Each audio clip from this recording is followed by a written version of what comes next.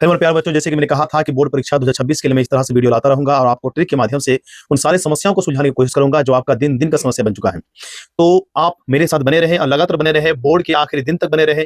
अगर आप बने रहेंगे तो आपके रिजल्ट अच्छे आएंगे और उस रिजल्ट जब आएंगे तो मुझे भी खुशी होगी कि मैं आपके रिजल्ट में थोड़ा भी अपना योगदान दे पाया। इसके लिए आपसे बस इतनी सी विनती है कि लगातार वीडियो देख रहे हैं, इसके लिए आपसे इतनी विनती है कि वीडियो को शेयर करें, लाइक करें, सब्सक्राइब करें। आप कमेंट करें अगर मेरे किसी सुधार की जरूरी है या आपको काम मेरा अच्छा लग रहा है तो कमेंट करें और इसी कमेंट के जरिए मुझे मोटिवेशन मिलेगा ताकि मैं आगे से वीडियो लाता रहूं। और आपका कमेंट, आपका लाइक, सब्सक्राइब, लाइक ही हमें जो है मोटिवेशन देता है कि मैं इस काम को आगे जारी रखूं। तो इसके लिए चलिए शुरू करते हैं आज का। फिर जो है उसी कड़ी को आगे बढ़ाते हुए, समाज की कड़ी को आगे बढ़ाते हुए हमने एक आज दो समाज को लिया है। उसमें से एक समाज है द्विगु समाज और दूसरा आपका है द्वंद्व समाज। द्विगु में एक यहाँ पे दिख ही रहा है द्वि। द्वि का मतलब है इसके नेचर में ही संख्या छिपा हुआ है, यानी जिस भी समाज का पहला शब्द संख्या वाला होगा उसे हम किस में रखेंगे? द्विगु समास में रखेंगे।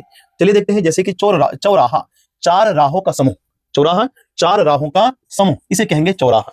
1 2 3 4 ये आपका मिलन बिंदु है। तो चार राहों के समूह को क्या कहेंगे? चौराहा कहेंगे, यानी कि पहले जो संख्या बोधक, इसलिए द्विगु समास। 9 रत्न, जो अकबर के 9 रत्न थे उसके जो है मंत्रिमंडल में, तो उसी तरह से 9 रत्नों के समूह को 9 रत्न कहेंगे। तो आपका किसमें चला गया? द्विगु में चला गया। त्रिभुज, तीन भुजा वाले आके तो त्रिभुज कहेंगे, जो कि संख्या बोधक है, इसलिए कहां चला गया आपका? द्विगु में। लेकिन हाँ, वही चतुर्भुज से आपको बचना होगा, क्योंकि चतुर्भुज में 4 भुजा वाले, 4 हाथ वाले, इसमें कोई देवता का नाम आता है, जहां तक मुझे उस बात का यकीन नहीं। हो सकता आपका विष्णु भगवान हो, तो हो सकता है विष्णु भगवान हो, तो यकीन नहीं। लेकिन इस चतुर्भुज का कोई ना कोई भगवान से रिलेशन है, इसलिए आपका किसमें चला जाएगा? तो इसमें ये चला जाएगा आपका किसमें? त्रिभुज, यानी कि आपका आ गया द्विगु समास में। शताब्दी, 100 साल के लंबे समय को, 100 साल के समूह को क्या कहेंगे? शताब्दी कहेंगे, क्योंकि इसमें संख्या आ गया इसलिए द्विगु समास। सप्ताह, 7 दिनों के समाहार को, 7 दिनों के मेल को क्या कहेंगे? सप्ताह कहेंगे, क्योंकि इसमें 7 एक संख्या आ गया इसलिए द्विगु समास है। परंतु अगर वो संख्या बोधक है, इसके बावजूद अगर वो किसी विशेष अर्थ को बताता है, देवी देवताओं को नाम को बताता है, तो इसको आपको थोड़ा सा ध्यान रखना पड़ेगा, क्योंकि जरा से आपकी गलती, आप सिर्फ संख्या देखकर अगर द्विगु को मार देंगे तो आप गारंटी के साथ गलत कर आएंगे और आपका नंबर कट जाएगा। लेकिन नंबर कटाने के लिए हम यहाँ थोड़े हैं, नंबर आपको जोड़ने के लिए है। तो आप हमसे जुड़े रहे, आपके नंबर को हम जोड़ने का काम करेंगे, लगातार जोड़ने का ही काम करते आ रहे हैं। तो इसमें परंतु अगर वो पहला संख्या बोधक हो लेकिन उससे किसी विशेष नाम सामने आए, किसी विशेष अर्थ को बताता है, तो हो जाएगा आपका किसमें? ये विशेष अर्थ मतलब इन दोनों में टक्कर जब हो द्विगु और क्या कहते हैं बहुब्रीहि में है, तो आपका बहुब्रीहि हर जगह किंग होता है और किंग को पहले जो प्रेफरेंस दिया जाता है। इन ऑप्शन में अगर द्विगु और बहुब्रीहि रहे तो आप ऑप्शन बहुब्रीहि ही चुनेंगे।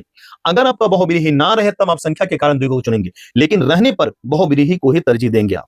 अगर ऐसा नहीं करते तो नंबर कटेगा, और मैं नहीं चाहता हूं कि बच्चे का नंबर कटे, इसलिए मैं बेड़ा उठाया हूं और आप लोगों का समर्थन रहा तो मैं इसे को आगे बहुत दूर तक ले जाने की कोशिश करूंगा, करता चला जाऊंगा। जैसे त्रिनेत्र मतलब शिव जी होता है, एक दंत मतलब गणेश जी होता है, वही जैसे त्रिभुज का मतलब द्विगु में चला गया, लेकिन चतुर्भुज का जो किसी विशेष भगवान का नाम है, इसलिए चतुर्भुज आपका क्या हो जाएगा? द्विगु ना होकर आपका किसमें चलाएगा? बहुब्रीहि समास में चलाएगा। हाँ, अगर बहुब्रीहि समास ऑप्शन में ना हो तो संख्या बोधक होने के कारण आप उसे द्विगु में लगाएंगे, लेकिन जब तक आपका संख्या बोधक रहने के बाद अगर उसमें जो है बहुब्रीहि समास मौजूद है तो सबको छोड़कर आप बहुब्रीहि को भी चुनेंगे। चलिए नेक्स्ट देखते हैं द्वंद्व समास। द्वंद्व का मतलब होता है युद्ध, और युद्ध जो है बराबरी वाले में किया जाता है। अगर ये ताकत और कमजोर पे कहेंगे उसे युद्ध नहीं, उसे आपका जो है प्रेशर कहा जाएगा, दबाव कहा जाएगा। और ऐसे युद्ध नहीं होता है, युद्ध हमेशा करो तो बराबरी वाला में करो, तो बराबरी और विपरीत होगा। युद्ध होगा तो एक दूसरे के साथ नहीं देगा, एक दूसरे के खिलाफ खड़ा होगा, एक दूसरे के विरोध में होगा, यानी कि शब्द विपरीत होगा। और द्वंद्व समास में दो शब्दों के दोनों शब्द प्रधान होगा, दोनों के बीच क्या आएगा? डैश का प्रयोग होगा। दोनों क्या होगा आपका? डैश का प्रयोग होगा, यानी कि द्वंद्व का मतलब युद्ध, और युद्ध होता है बराबर वालों में। प्रायः योजक चिन्ह रहता है। क्या दिक्कत है? कोई क्या दिक्कत है? द्वंद्व का मतलब युद्ध, और युद्ध होता है बराबर वालों में। प्रायः योजक चिन्ह का प्रयोग होता है, डैश का प्रयोग होगा। प्रायः यानी कहीं कहीं पे नहीं होता है, यानी सिर्फ आप योजक चिन्ह देख के ये तय नहीं करेंगे कि ये द्वंद्व समास होगा या नहीं होगा।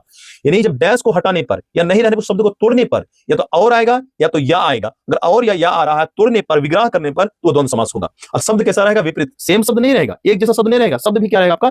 अलग अलग रहेगा। चलिए देखते हैं, जैसे माता पिता, माता और पिता, और शब्द आया यानी कि द्वंद्व समास। रात दिन, रात और दिन, तो द्वंद्व समास रात और दिन आ गया। पाप पुण्य, पाप और पुण्य, तो उसमें और आ गया, तोड़ने पर द्वंद्व समास हो गया। दाल रोटी, दाल और रोटी, क्या हो जाएगा आपका? द्वंद्व समास। ऊंच नीच, ऊंच या नीच, ऊंच या नीच हो जाए तो ये आपका द्वंद्व समास या आ गया इसमें। लोटा डोरी, लोटा और डोरी, यानी द्वंद्व समास। फिर पति पत्नी, पति और पत्नी, यानी आ गया आपका द्वंद्व समास। 84, ये 84 नंबर देख के आप बिल्कुल ये नहीं कहेंगे कि दो द्विगु समास है बच्चों, क्योंकि इसको तोड़ने पर 4 और 80 आ रहा है। 4 और 80 आया तो और के कारण ये चला जाएगा द्वंद्व समास में। 94, 4 और 90 को कहेंगे 94, उस तरह से 50 से 5 और 80 85। इस तरह का कोई नंबर हो लेकिन तोड़ने पर और बीच में आए तो वो द्विगु नहीं होगा, वो द्वंद्व समास में रह जाएगा। इस बात से थोड़ा सा जो है अपने आप को जोड़िए और सिर्फ नंबर देखते ही आप तुरंत द्विगु के पास दौड़ेंगे तो वहां से आपको धोखा मिलेगा, और धोखा आपको खाना नहीं है, धोखा खाना नहीं है, बिल्कुल धोखा खाना नहीं है। आप लगातार हमसे जुड़े रहें और इस तरह से अपनी जो है बोर्ड की तैयारी को मजबूत करें ताकि आने 2026 में आपका जो है नंबर आसमान को रहे।